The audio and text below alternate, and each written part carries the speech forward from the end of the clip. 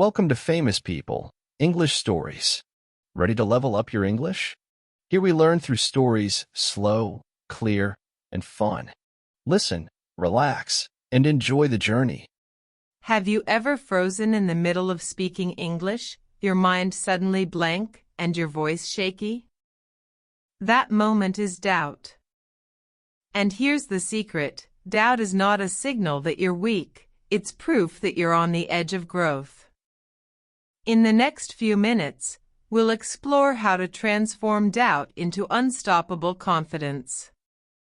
The word doubt means uncertainty or not being sure. It comes from the Latin dubitare, which means to hesitate. To hesitate means to pause because you're unsure what to do next.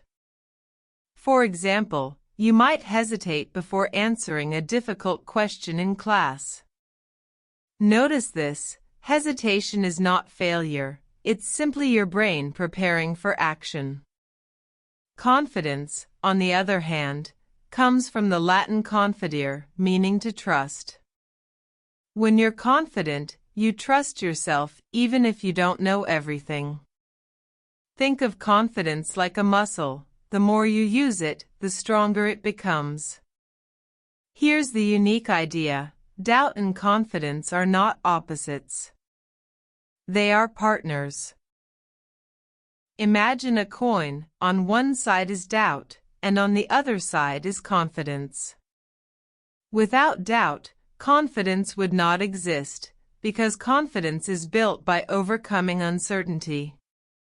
So, why does this matter for English learners?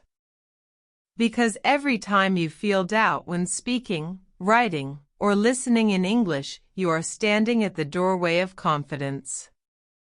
The key is learning how to walk through it. Chapter 1: Why Doubt Exists. Think of doubt as an alarm system. It's your brain's way of saying, be careful.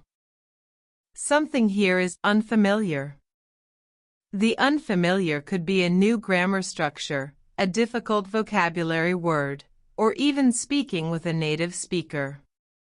Doubt shows up because your brain cares about protecting you from mistakes or embarrassment. The word vulnerable means open to being hurt or criticized. When you speak English, you might feel vulnerable, afraid of sounding wrong. But here's a shift in perspective: vulnerability is not weakness. It's a chance to connect with others on a human level. In fact, people often admire vulnerability because it shows honesty.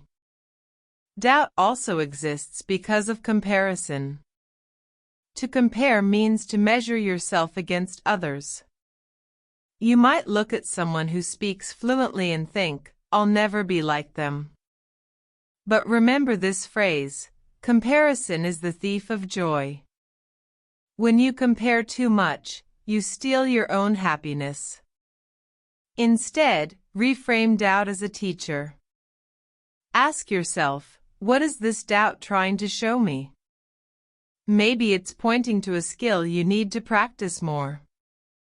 Maybe it's reminding you to slow down. Once you see doubt as a guide instead of an enemy, you unlock the first step toward confidence. Chapter 2: Turning Doubt into Confidence. Here comes the big question: how do you actually transform doubt into confidence? The answer is action. Confidence grows through action, not waiting. The first step is reframing. To reframe means to look at something from a new angle. Instead of saying, I can't speak English well, add one small word, yet. I can't speak English well yet. That tiny word changes the meaning completely. Now, it's not a dead end, it's a road under construction. The second step is practice with courage. Courage doesn't mean you're not afraid. It means you act despite fear. For example, record yourself speaking English for 1 minute every day. At first, you might feel nervous. That's normal. But over time, you'll notice your voice becoming steadier, your sentences clearer. That's confidence being built brick by brick. The third step is progress over perfection. Many learners think they need to be flawless before speaking. But perfection is an illusion. What matters is improvement, no matter how small. Each mistake is not failure, it's evidence of progress. Chapter 3: Practical Exercises to Build Confidence. Confidence doesn't grow by accident. It grows through practice. Here are 3 simple exercises you can use to train your brain to move from doubt to confidence in English. Exercise 1: The Mirror Method. Stand in front of a mirror and speak English to yourself for 2 minutes every day. Choose a simple topic, your plans, your favorite food, or what you learned today. At first, you may feel silly, but this exercise helps you see yourself as a confident speaker. Exercise 2: The Power Sentence. Create one sentence that gives you strength, such as I am learning, and I am improving every day. Say it out loud before you practice English. This is called an affirmation, a positive statement that programs your brain for success. Exercise 3: Record and Reflect. Use your phone to record yourself speaking English for 1 minute. Then listen back, not to judge yourself, but to notice progress. Each week, compare your recordings. You'll see how small improvements add up, and that proof builds confidence faster than anything else. These exercises are simple but powerful. If you do them daily, doubt will no longer control you, it will become the spark that lights your confidence. Chapter 4: Living with Confidence. Confidence is not a final destination. It's a journey, a daily practice. Even professional speakers, actors, and leaders feel doubt. The difference is that they don't let doubt stop them, they carry it with them and still move forward. Think of confidence like a light. Doubt may create shadows, but shadows prove that light is present.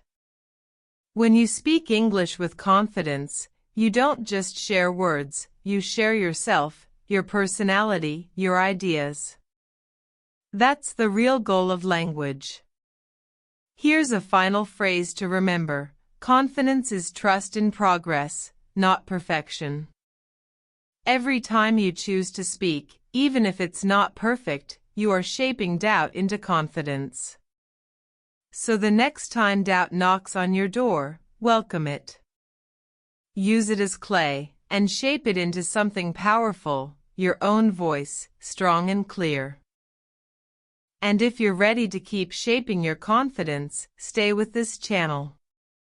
Together, we'll turn your English journey into a path not of hesitation, but of trust and strength.